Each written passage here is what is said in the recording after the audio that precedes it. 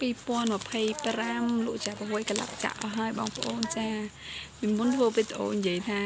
គោលការណ៍នេះលក់អីចឹងយើងត្រូវខំលក់ទៅធ្វើទីផ្សារអីចឹងណា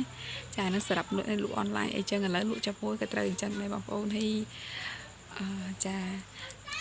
ឥឡូវហ្នឹងអីវ៉ាន់ខ្មែរគឺ viral ខ្លាំងបងប្អូនលក់ដាច់មានម៉ានក៏អត់សល់ដែរបងប្អូនចាខាងបងប្អូនមិនដែរបើខាងខ្ញុំលក់ដាច់ចាឥឡូវយកសាប៊ូមកលក់ទៀតបងប្អូន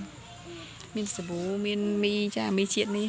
អាចប្រចាំតូបហើយចាមានម៉ានក៏អត់សល់ដែរបងប្អូនហើយខ្ញុំនិយាយថាពីដើមវីដេអូថាលក់ចាប់ពួយកន្លប់ចាក់បងប្អូនចាពីមុនចាប់ពួយលក់តែនៅផ្ទះនៅអីធម្មតាអញ្ចឹងណាហើយឥឡូវហ្នឹងចាបងប្អូនមើលជាក់ស្ដែងដល់ថ្ងៃហ្នឹងចាអើយ2025ហ្នឹងគឺតាំងពីយើងមានបញ្ហាមួយគេមកចាមានចាប់ពួយតាម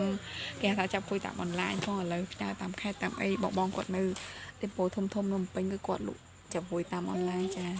មានគ្រឿងទេសមានគ្រឿងកំប៉ុងអីចឹងក៏លក់តាមអនឡាញទៀតចាឥឡូវគុំថាចាប់ពួយលក់ចាប់ពួយតិចតួចចាមិនតិចតួចទេឥឡូវចាប់ពួយក៏រីកធំដែរបងប្អូន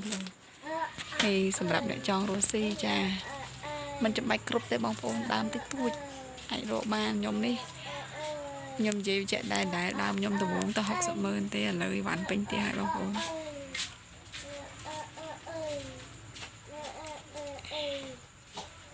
ហើយ2025នេះចាបកែលក់តែមួយមុខបានទេបងប្អូនហើយតើតបកែទិញដែរចាពីជាតិនេះពេលខ្លះទៅរកពី3ដេប៉ូអីមិនទាន់មានផងបងប្អូនទិញអត់បានដឹងថាខាងបងប្អូនបាក់ឯខាងខ្ញុំអត់ខាងខ្ញុំនៅខេត្តបងប្អូនអត់នៅភ្នំពេញទេអ្នកភ្នំពេញថានៅភ្នំពេញអត់ខ្វះទេតែខ្ញុំនៅខេត្តទិញអត់បានបងប្អូនហើយ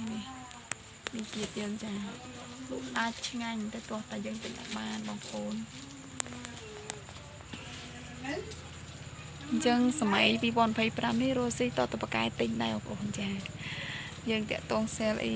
បានច្រើនក៏យើងទិញបានអីវ៉ាន់ច្រើនអីវ៉ាន់ខ្មែរច្រើនយើងលក់ក៏បានចំណេញច្រើនហើយលក់ដាច់ទៀត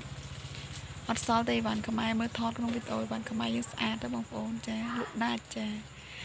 សង្ឃឹមថាទោះបីជាការចរចាគ្នាចប់ក៏ដោយសង្ឃឹមតែបងប្អូនទាំងអស់គ្នាគ្រប់គ្រងអីវ៉ាន់ខ្មែររហូតបងប្អូនអីវ៉ាន់ខ្មែរបើយើងគ្រប់គ្រងរហូតសេដ្ឋកិច្ចយើងល្អបងប្អូនមួយវ៉ាន់ក្នុងស្រុកយើងចាជាស្ដីទីពីខគោមើលកំប៉ុងធំ